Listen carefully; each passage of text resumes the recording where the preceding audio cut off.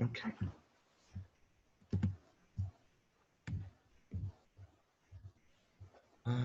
Go ahead. Thank you. Thank you. I was ready to say I was waiting for all the applause. This is a social media group, so you are so to be lively. Good morning again. My name is Centrise Bellamy, and as John said, I'm the senior advisor for the HIV and AIDS Bureau. I work very closely with both Dr. Cheever and Heather, who are very disappointed that they could not be here personally themselves today. However, as John said, Heather had planned to be here. Unfortunately, she developed an illness and had to ensure she had that taken care of. And Dr. Cheever is joining Dr. Segunis downtown for another meeting. So you have me this morning. So on behalf of Dr. Cheever and Heather and all of HAB, we thank you for your work that you've done over the past few years. And as with all the work that you've done with all our SPINS projects, we really look forward to your recipient being you being a partner and to help us to better understand the intervention, the activities and approaches, and how our work and the work that you do implements and affects the Ryan White HIV and AIDS programs. We look forward to hearing about your accomplishments via the various papers and presentations that will be coming out of it and the recording of the sessions today. As you know, we are currently working on this little thing called the End of the HIV Epidemic. And the lessons learned from the SPINS work that you all do and the other projects are extremely vital to this initiative. As you've heard us say on yesterday, which was the webcast, and hopefully everybody had an opportunity, to listen in. In order to accomplish the goals of the initiative, we need effective innovations and rapid dissemination and implementation. So the work that you've done in the SPINS initiative, such as the Metro Health, developing an app to communicate between peer navigators and the clients to maintain engagement and care. The New York AIDS Institute project, developing an online serial to help enrolled clients think about and address social determinants that interfere with HIV medication adherence. And the Penn State HRSA Medical Center tailoring an existing app to a population in low density, urban, and rural populations could become a vital piece of new innovation work. It is very important to have results that demonstrate this and that everyone takes steps to bring the demonstrated interventions to a larger scale. HRSA is extremely excited to do this work, both our core Ryan White HIV/AIDS programs implementation and the End of the HIV Epidemic Initiative. We look forward to continuing our partnership with you and on the results from this initiatives and others that you and your colleagues may be working on that have an impact in improving engagement and re-engagement of those people with HIV who are out of care, increasing viral suppression among those who are virally suppressed, or rapidly linking and engaging those who are newly diagnosed. All are very key populations in the HIV/AIDS epidemic in our work overall. I hope that you all will have a extremely great, impactful, and effective day today. And unfortunately, I wish I could say, but as you can imagine, Dr. Cheever and Heather out, and a lot of work is being done around the initiative. I have to attend a lot of meetings. They told me yesterday, hey, you're in. So, for the rest of the day. However, as you know, we have a really good admiration for the work that you all do, and we hope that you will have a really, really nice day today. And I will be in the hope that I'll be able to spend throughout the day. So now, I'm really, really great hands of the team of John in the dark. Thank you very much.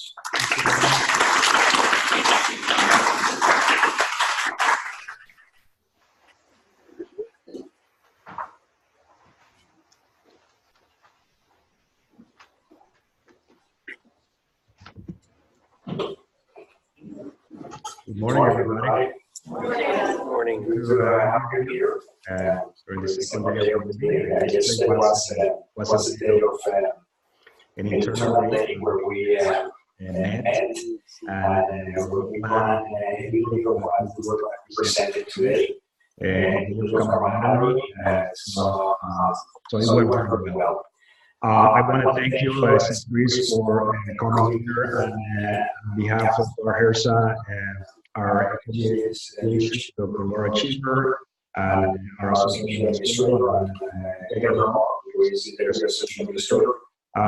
Chris was nice enough to be here and represent our collaboration in Europe. So thank you so much for sending those words to our recipients during this final meeting.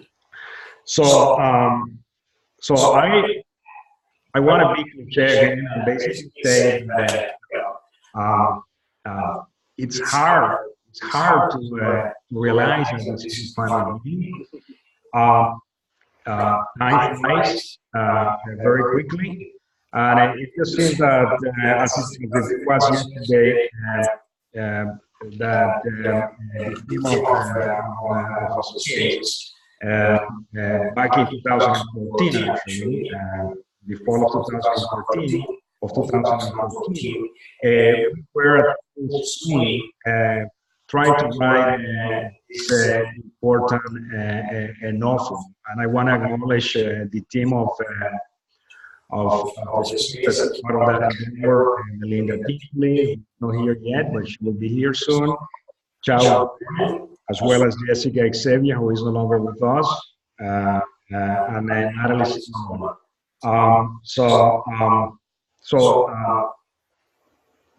We conceptualized ideas of this, and we were glad that our senior leadership also agreed with us in developing this type of initiative, trying to find as an instrument of finding innovative ways to reach a very hard to reach group of population of young men and sex. So in addition to the great thinking that the Spins team brings, and that's because we have periodically with brilliant minds such as yours through our different initiatives. We had as an impetus to piggyback the Spins initiative that we launched back in 2004, and it went in 2010. This initiative that we use as the foundation of this one was called Spins, the Outreach, Care, and Prevention to Engage HIV Seropositive Youth, men and men of color in HIV care. So at this time, back in 2004, when we were writing the novel, the statistics were already showing that the YMSM group of ages 13 through 29 were experiencing a huge, significant increase, about 35% in new HIV cases from 2006 to 2009. And that they comprise about 60% of the new HIV cases among BMSMs. So as you can imagine, this was the huge impetus that made us fund this initiative. 5 years went by very quickly, and in 2010, we had some of the findings that came out of this project. And the findings suggested that traditional face-to-face outreach at the time of the initiative proved more effective than high-tech communication, right? And this was despite the fact that that some of the 8 projects participating in this initiative, I believe that 2 out of the 8 projects were doing something related to the use of internet technologies, all right? Nonetheless, we weren't very successful in terms of the technologies, right, that were to be used during this initiative. But the main finding had a recommendation that said that the use of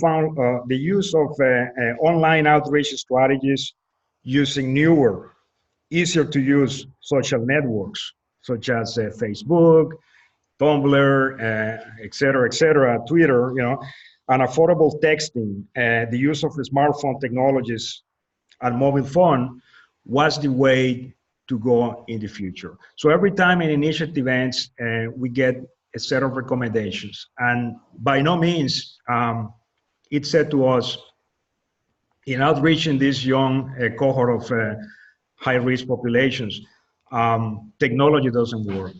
It was the opposite, right? You need to create the communities, you need to create the trust, but there was something promising already, pinpointing that our leadership had to have the commitment to continue in funding something, something new, something that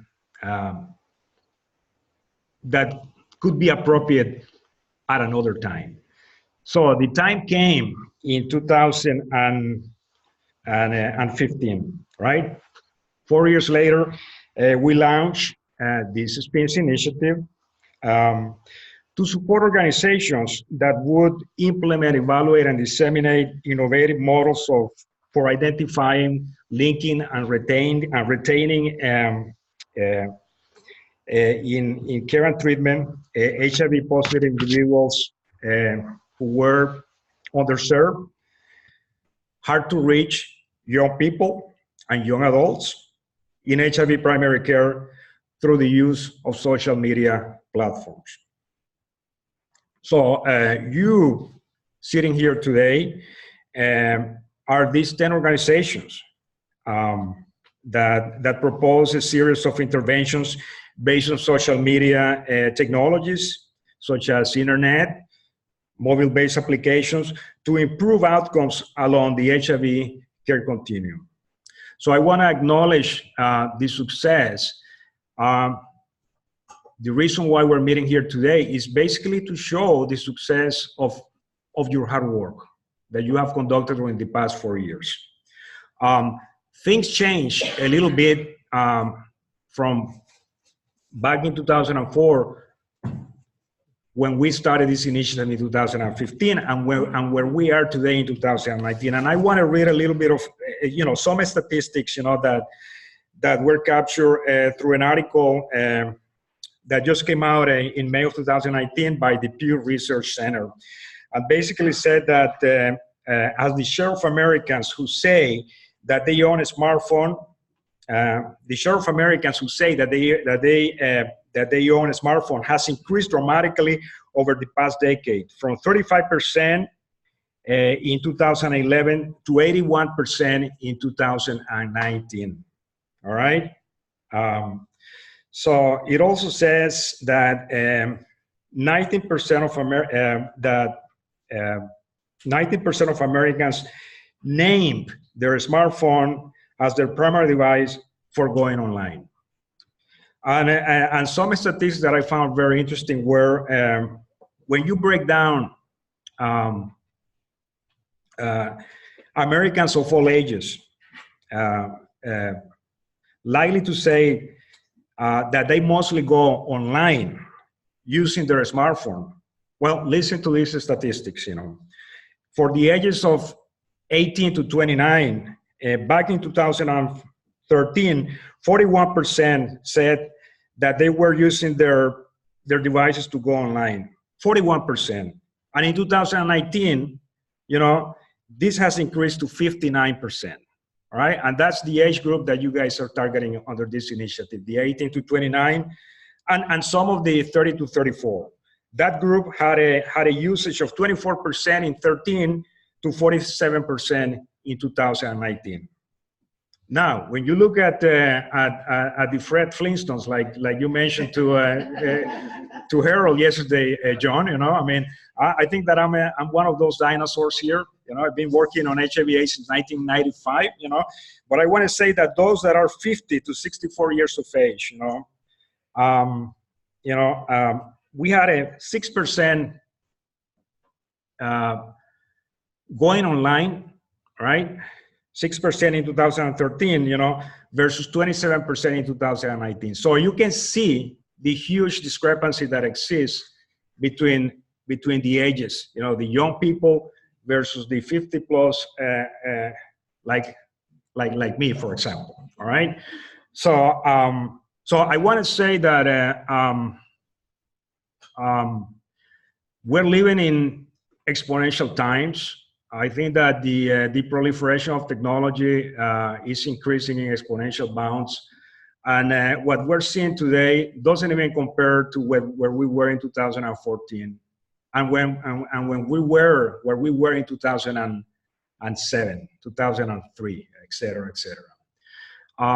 So you guys here, your organizations here, you know, you represent a group of pioneers, right, who agreed to take on some federal funds to promote innovative ways to put your hats of, I would say, health entrepreneurs, right? You provide HIV services, you work in clinics and hospitals and community-based organizations, but it's not your full-time job to basically spearhead technology. You're not the Googles, you're not the Facebooks, you know, you're not in the Silicon Valley. You're providers here, but you accepted these funds 4 years ago, basically to promote the use of technologies, right?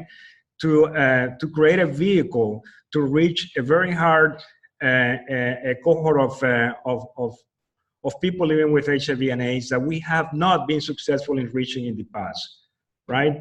So today we mark the culmination of the hard work that you have conducted in the past 4 years, and we're going to be seeing something great, something that our leadership should feel very proud, right? Because it has been conducted in laboratories that are not the Silicon Valley's labs, but they have been conducted in your organizations as primary care HIV service providers, right? So I want to acknowledge, you know, the seed that you have planted, because that seed, I think that we're at a better time than ever before. I mean, like they say, it's great to be alive during this era of technological advances. You know, today is great, but tomorrow is going to be even greater. You know, the ubiquitousness of technology is just amazing. And I think that now that we heard the presentation, the webinar from our leadership yesterday on how to end the HIV/AIDS epidemic, I am a big advocate of understanding that, as Dr. Fassi from the NIH, the NIAID director, has said many times, that the tools to end the epidemic already exist in the United States. Yes, I think that we have the tools, we have the medications, we have the products, basically the medications, you know, to get people in HIV care, the PrEPs, you know, and all that, to stop the epidemic, you know, from growing. And we had set a goal to eliminate 50% of the cases in 5 years and 75% in 10 years. But we cannot just do it by medications, by having the products. We gotta have an infrastructure. And I think that technology is the best way and the most efficient way to provide that infrastructure, you know, basically to deliver the goodies, to deliver the products, the medications, because having them sitting in a silo in a pharmacy, you know, all right, it's not going to do us any good if we don't have the delivery means, the distribution chains and the channels, you know, to get those people, to get those medications and get them into care. So the use of technologies, you know, is the way to go. And I think that I am very, very much looking forward to see your findings weighted with evidence, with data, to be part of publications that are going to happen not just in the form of peer-reviewed journals, but on implementation manuals that are going to tell folks, other clinics out there, that this is the way to go to reach an end to the HIV/AIDS epidemic. And with that, I want to leave you, and I want to say thank you from the bottom of my heart for the hard work that you have conducted in the past 4 years. Thank you so much.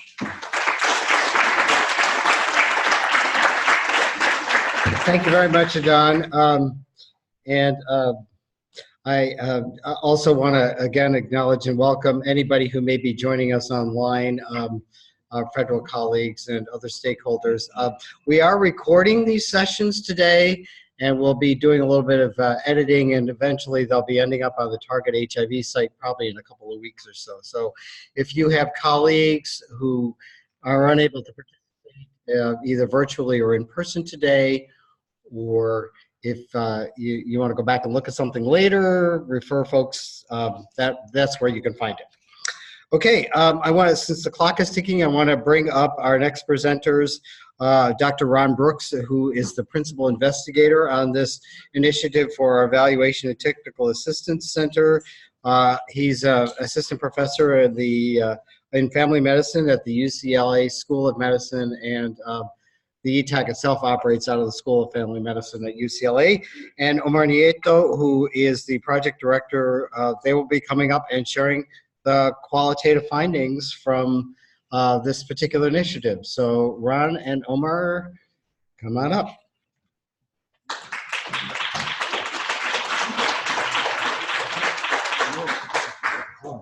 Where'd he go? Okay, hang on for a minute. I would assume do that, right?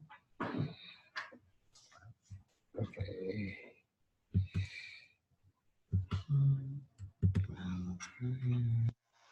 Are you on the desktop?